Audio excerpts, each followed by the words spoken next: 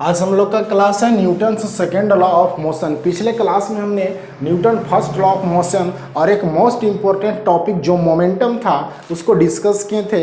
आज के क्लास में हम लोग डिस्कस करने वाले हैं Newton second law of motion. इसमें जितने सारे फैक्ट क्या कहता है, the rate of change of momentum of a body is directly proportional to the applied force and takes place in the direction in which the force acts।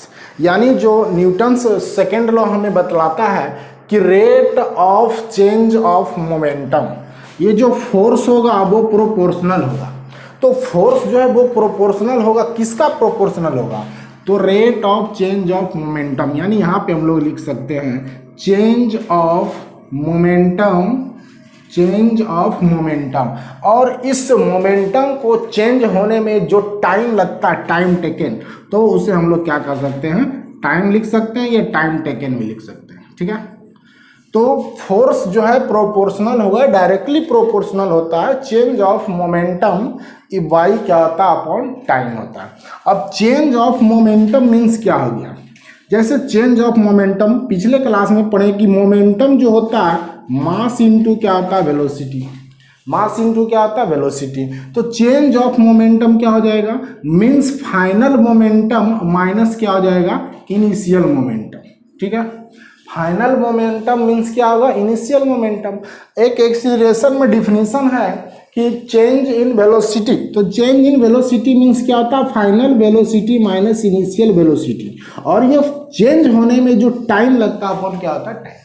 तो यहाँ पे भी चेंज ऑफ मोमेंटम है, means final momentum minus क्या हो जाएगा आपका, initial momentum. क्या हो रहा है, चेंज इन मोमेंटम बाई क्या हो रहा है, टाइम टेकन। अब मैंने बताया कि चेंज इन मोमेंटम मीन्स क्या होता है, फाइनल मोमेंटम माइनस क्या हो जाएगा, इनिशियल मोमेंटम।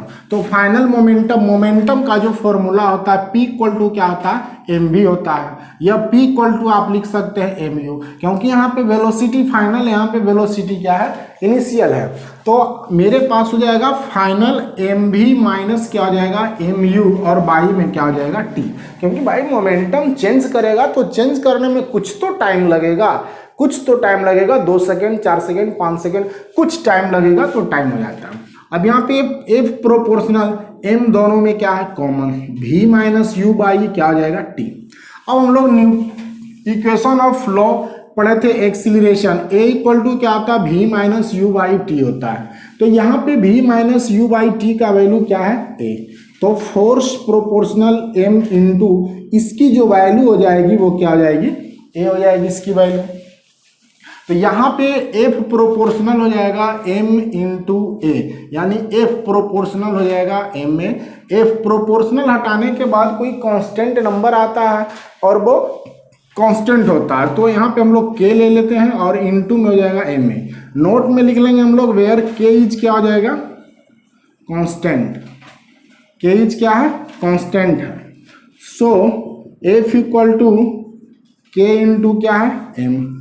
अब यहाँ से हम लोग ये वैल्यू ले लेते हैं, K का value, the value of constant K in SI unit is 1, so the above becomes. तो हमें क्या फाइंड होता है, F इक्वल टू MA, ये हमें निकल करके कुछ डाटा आते हैं, यानी फोर्स इक्वल टू क्या होता है, मास इंटू एक्सीलरेशन, मास इंटू एक्सीलरेशन।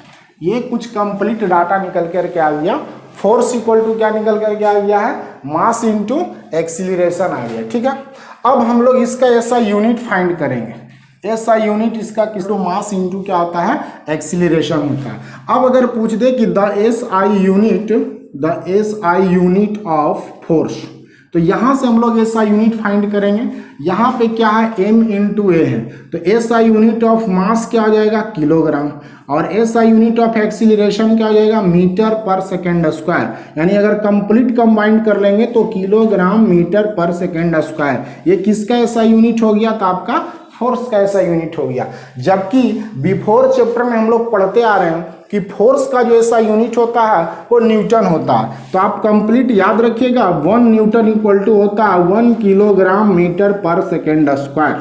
कभी एग्जाम में पूछ दिया जाता है। 1 न्यूटन इक्वल टू क्या होता है 1 kilogram metre per second square होता है। अगर इसमें न्यूमेरिकल बनता है इस फॉर्मूला पे तो ये जो डाटा आता मान ले 10 आ गया 10 kilogram metre per second square, तो इसको हम लोग लिख सकते हैं 10 न्यूटन। कितना लिख सकते हैं 10 न्यूटन लिख सकते हैं। इक्वल टू क्या होता है मास इंटू एक्सीलरेशन। ये जो फॉर्मूला इस पे 3 क्वेश्चंस आपको दिए गए हैं। ये तीनों क्वेश्चंस जो है force equal to mass into acceleration पे डिपेंड है। इसी फार्मूला पे तीनों क्वेश्चन सोल्व होगा, तो आप ये तीनों क्वेश्चन सोल्व कर सकते हैं। फर्स्ट क्वेश्चन क्या है कि what force would be needed to produce an acceleration of 4 metre per second square in a ball of mass 6 kg। एक 6 kg का बॉल है एक बॉल है जिसका मास 6 kg दे रखा है और वो एक्सीलरेट कर रहा है 4 मीटर पर सेकेंड स्क्वायर से। तो पूछा जा रहा है कि उस बॉल का फोर्स क्या होगा।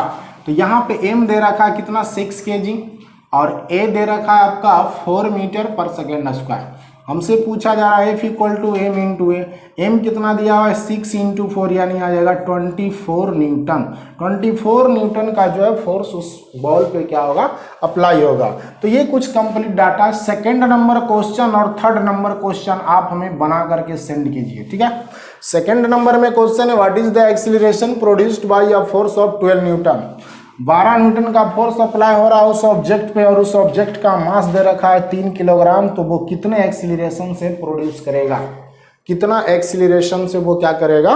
दिख रहा होगा यहाँ पे to every action there is an equal and opposite reaction. इनका कहना है कि जितना पहले तो सबसे पहले समझ लेते हैं कि थर्ड लॉ जो अप्लाई होता है वो दो बॉडी पे होता है। किस पे होता है बॉडी 1 और बॉडी क्या है 2। ये बॉडी 1 हो गया और ये बॉडी 2। जब तक दो बॉडी नहीं रहेगा न्यूटन थर्ड लॉ जो अप्लाई नहीं होगा। तो न्यूटन का जो थर्ड लॉ है दो बॉडी पे अप्लाई होता है। यहाँ पे है आपका to every action there is an equal and opposite reaction. जितना फर्स्ट बॉडी एक्शन लगाता है उतना ही सेकंड बॉडी जो है उस पर क्या करता है रिएक्शन करता है। एग्जाम्पल से समझते हैं कि कैसे रिएक्शन करता है। हम लोग भी अगर चल रहे हैं, हम लोग जो चल रहे हैं तो हम लोग पैर आगे पीछे करके चलते हैं। तो अगर हम पैर आगे हैं तो पीछे वाला जो पैर है ना, पीछे वाला जो पैर है वो फोर्स लगा रहा है। फोर्स ऑन कहाँ पे तो ग्रेविटी या फिर क्या हो रहा है मान लीजिए ये आपका एक पैर है यहाँ पे और ये दूसरा पैर है यहाँ पे। तो ये जो पीछे वाला पैर है इस पर जो हो जाएगा क्या लग सकता है, इसको लिख सकते हैं force on action, force on ground. Force on क्या हो जाएगा ग्राउंड। ये क्या हो गया आपका एक्शन। और जो आगे का पैर है ना ये आपका लिखाता है force on foot. Force on क्या है फुट। इसको हम लोग क्या कहते हैं रिएक्शन हो गया, ठीक है।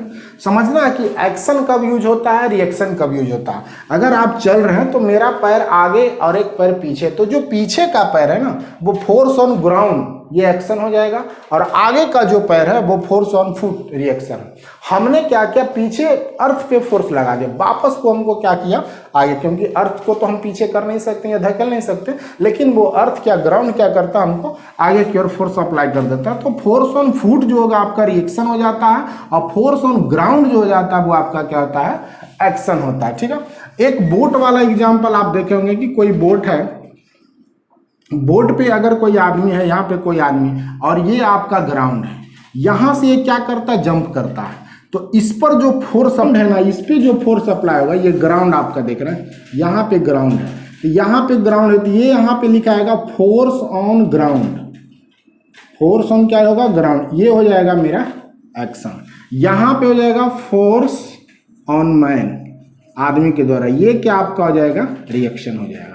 तो कुछ इस तरह का बहुत सारा एग्जाम्पल्स हैं कि हम जितने फोर्स लगाते हैं सामने वाले पे उतना ही हमें क्या करता है फोर्स बैक में करता है। एक बंदूक देख लीजिए आप, बंदूक से जब गोली निकलती है तो ये एक गन हो गया और ये क्या हो गया वुडन ब्लॉक है, ठीक है, वुडन ब्लॉक है।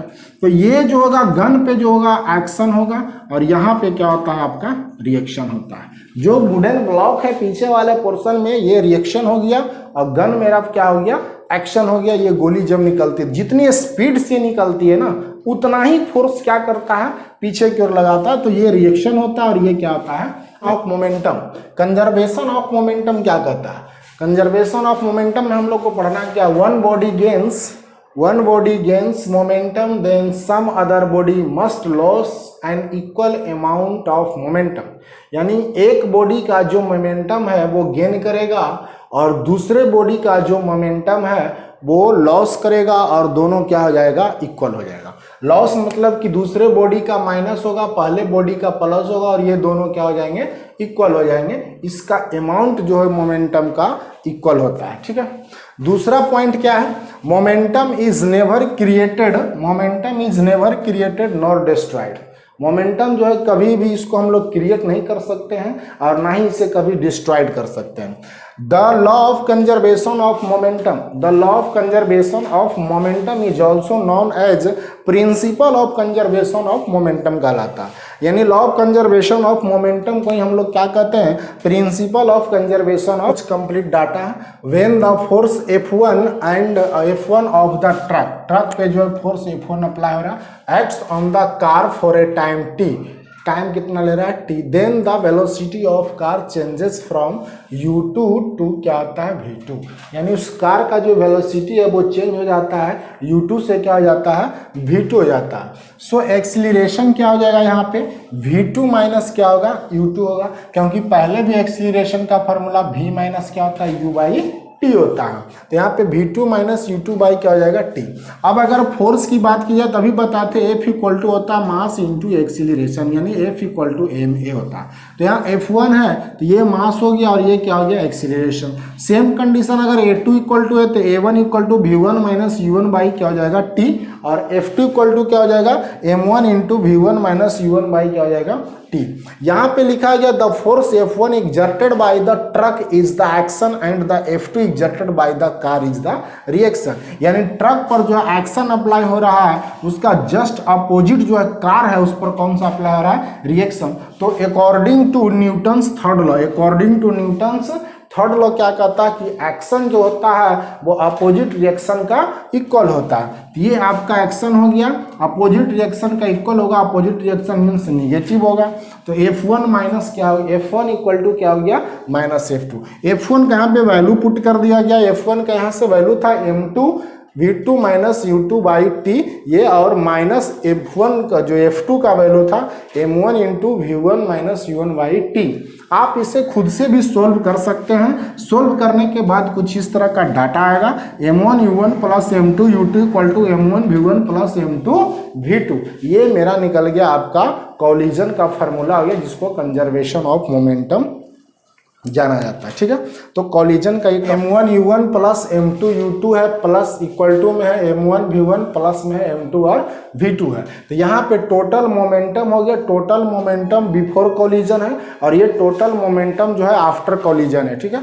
टोटल मोमेंटम बिफोर कॉलिजन है और ये टोटल मोमेंटम क्या है, आफ्टर कॉलिजन है। यानी कॉलिजन होने के पहले का मोमेंटम क्या आ जाएगा आपका, m1 u1 plus m2 u2, और कॉलिजन होने के बाद का जो मोमेंटम होगा वो m1 v1 और प्लस क्या हो जाएगा, m2 और v2। ये है मोमेंटम ऑफ बुलेट और मोमेंटम ऑफ गन। इस पर न्यूमेरिकल जो है बहुत पूछा जाता है और बहुत इंपॉर्टेंट भी है। मोमेंटम ऑफ बुलेट और इक्वल टू मोमेंटम ऑफ क्या होता है, गन। अब मोमेंटम ऑफ बुलेट अगर हम लोग निकालते हैं तो बुलेट में एक तो मास होगा और दूसरा उसके पास क्या होगा, वेलोसिटी होगा। तो मास ऑफ बुलेट हो जाएगा इनटू में मास ऑफ क्या, वेलोसिटी ऑफ क्या होगा, बुलेट हो जाएगा। Mass of bullet into velocity of bullet equal to हो जाएगा mass of gun into required velocity of the क्या हो जाएगा, गन। अब इस पर एक क्वेश्चन आपको दिया गया, न्यूमेरिकल दिया गया।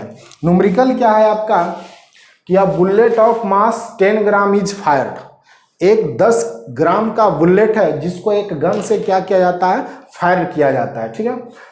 गन ऑफ मास 6 किलोग्राम, और जो गन है उसका मास कितना दे रखा है, 6 किलोग्राम है। With a velocity of 300 metre speed से उसको फायर किया जाता है। Calculate the required velocity of the gun. यानी एक बुलेट है जिसका मास कितना दे रखा है, 10 ग्राम है। एक गन है जिसका मास दे रखा है 6 किलोग्राम। बुलेट को गन से फायर किया जाता है तो उसकी स्पीड क्या है, 300 मीटर पर सेकेंड। तो पूछा जा रहा है कि उस गन का जो है रिक्वायर्ड वेलोसिटी क्या होगा। आप ये फॉर्मूला यूज कर सकते हैं, मास ऑफ बुलेट। तो मास ऑफ बुलेट जो हो गया आपका 10 ग्राम का है। तो पहले तो 10 ग्राम को हम लोग क्या करेंगे, किलोग्राम में क्या करेंगे, कन्वर्ट कर लेंगे। हाँ, तो ये मास जो है 10 किलोग्राम है। यहाँ पे आप लोग देख सकते हैं, अब ये 10 ग्राम है तो यहाँ पे लिखेंगे मास of bullet. Mass of bullet कितना है 10 ग्राम। कन्वर्ट करेंगे इसको किलोग्राम में तो आ जाएगा 0.01 किलोग्राम।